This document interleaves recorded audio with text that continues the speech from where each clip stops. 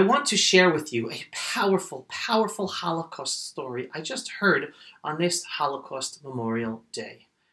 It was told over by the Bluzover Rebbe because the story happened to him, and it was written down by the Jewish author Yafa Eliach in her book Hasidic Tales of the Holocaust. This story took place Yom Kippur time in 1942 in the Janoska concentration camp. It's called the story of the Bluzover Rebbe and the notorious Jew Shnuweiss, who was a flagrant Torah violator before the war and a capo in the Janoska concentration camp, known for his cruelty. So here's the story. The Jewish holiday of Yom Kippur was coming, and fears in the camp mounted, because everybody knew that the Germans especially liked to use Jewish holidays as days for inflicting horrible terror and death.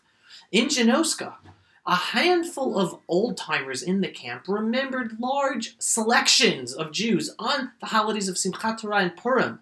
And on the eve of Yom Kippur, at the height of tension, a few Jews approached the Rebbe and asked him to go to Shnuweiss and request that on Yom Kippur his group not be assigned to any of the 39 main categories of work, so that their transgression of the law by working on Yom Kippur holiday would not be a major transgression.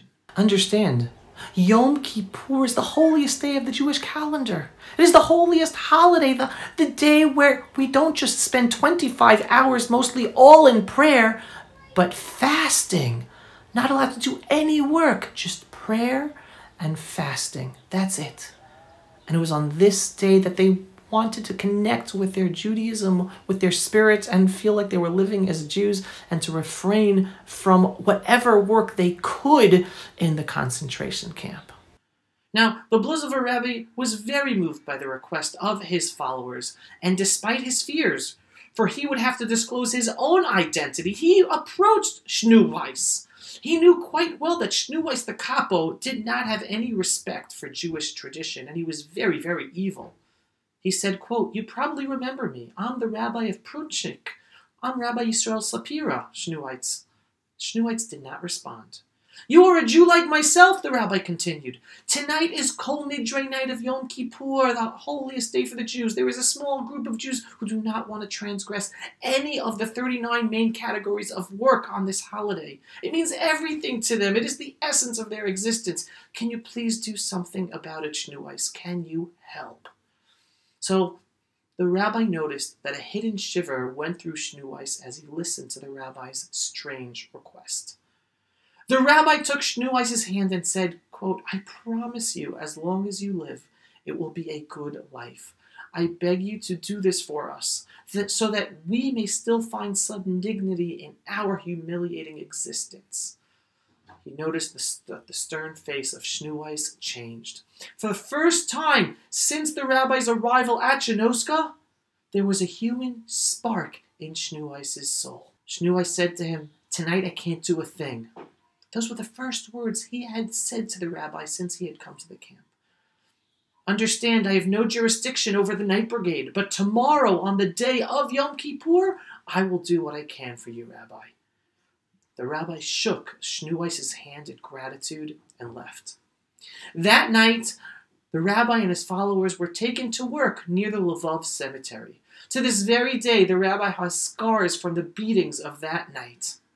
The next day, Shnuweiss took him and his group of followers to the SS quarters in the camp, to a large wooden house. And he told them, "You fellows will shine the floor without any polish or wax. And you, Rabbi, you will clean the windows with dry rags, so that none of you would transgress any of the 39 major categories of work that are forbidden on Yom Kippur." And then Shnuweiss left the room abruptly without saying another word. The rabbi was standing on a ladder with rags in his hand, cleaning the huge windows while chanting prayers for the holiday of Yom Kippur. And his followers were on the floor polishing the wood without any polish and praying with the rabbi. The rabbi said the floor was wet with our tears. You can imagine the prayers of that Yom Kippur, the rabbi said to his followers who were listening to this tale while he was wiping away a tear years later. At about 12 o'clock noon, the door opened wide, and into the room stormed two angels of death, SS men, Nazis in their black uniforms, made their names be obliterated. They were followed by a food cart filled to capacity. Remember, people, Yom Kippur is a fast day, the holiest holiday of the Jewish people. Noontime, it's time to eat bread, soup, meat, announced one of the two SS men. The room was filled with an aroma of freshly cooked food, such food as they had not seen since the German occupation. White bread, steaming hot vegetable soup, and huge portions of meat. They never gave them food like this. The tall SS man commanded in a high-pitched voice, "You must eat immediately, otherwise you will be shot on the spot." None of them moved. The rabbi remained on the ladder, and his followers on the floor. The German repeated the orders. The rabbi and his followers remained glued to their places. They were not going to eat on this Yom Kippur. The SS Nazi called in Schneeweiss. "Schneeweiss, if the dirty dogs refuse to eat, I will kill you along with them." Schneeweiss pulled himself to attention. He looked the German Nazi directly in the eyes, and he said in a very quiet tone, quote, "We Jews do not eat today. Today is Yom Kippur, our most holy day, the Day of Atonement." And the Nazi said to him, "You don't understand, Jewish dog. I command you in the name of the Führer and the Third Reich, friss, eat." Schneeweiss, the capo who was so horrible to his fellow Jews, who despised his Jewish identity, composed with his head high, repeated the same answer.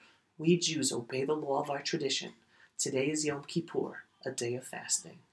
The German took out his revolver from its holster and pointed it at Schneeweiss's temple. Schneeweiss remained calm. He stood still at attention, his head high.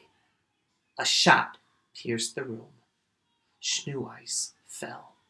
The rabbi and his followers stood as if frozen in their places. They could not believe what their eyes had just witnessed. Schneeweiss, the man who in the past had publicly transgressed against the Jewish tradition, had sanctified God's name publicly and died a martyr's death for the sake of Jewish honor. Much later, the Bluzover Rebbe would recount this story to his followers. He said, quote, "It was only then, on that Yom Kippur day in Genoska, did I understand the meaning of our rabbi's words in the Talmud.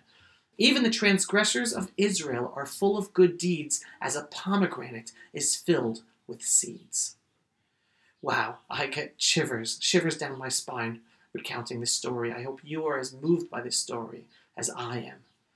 Now, just some final words about Holocaust Memorial Day. To me, the words "never again" are much more than just words. To me, never again is a life mantra. I live in Israel to live never again. I serve in the IDF as a soldier to ensure never again. And I'm vocal about truths and injustices to actively wake people up and stop the brainwashing that takes place every day across the media that allows atrocities and evils. It might be uncomfortable for some people to comprehend, but even reputable newspapers like the New York Times were virtually silent about the horrors of the Nazis. IBM and other Western businesses actively worked with the Nazis and helped them. And Western governments, they did nothing to stop the Nazi atrocities either, even after they knew for fact about the horrors the Nazis were doing. To end with the famous quote, "The only thing necessary for the triumph of evil is for good men to do nothing." End quote. And sometimes people we think are good, they sit in silence and even actively enable and support the evil ones. Today, unfortunately, we don't have to go too far to internalize this. Just look at the Western governments, politicians, journalists, and international businesses all lining up to assist the Islamic State of Iran, which is a dangerous terror state intent upon building nuclear weapons as well, terrorizing their fellow Arab Muslim countries, not just Israel. If only we could not be naive and think that we could just trust government, politicians, journalists, and businesses. No. Never again means leading an active life to ensure that we will never be silent again when we see evil and the abuse of power in government, industry, and media, no matter how powerful they work together to brainwash the masses. So I end with never again, not just as two words, but as a way of life. Pulse of Israel, frontline videos from the Holy Land. Support our work by donating today.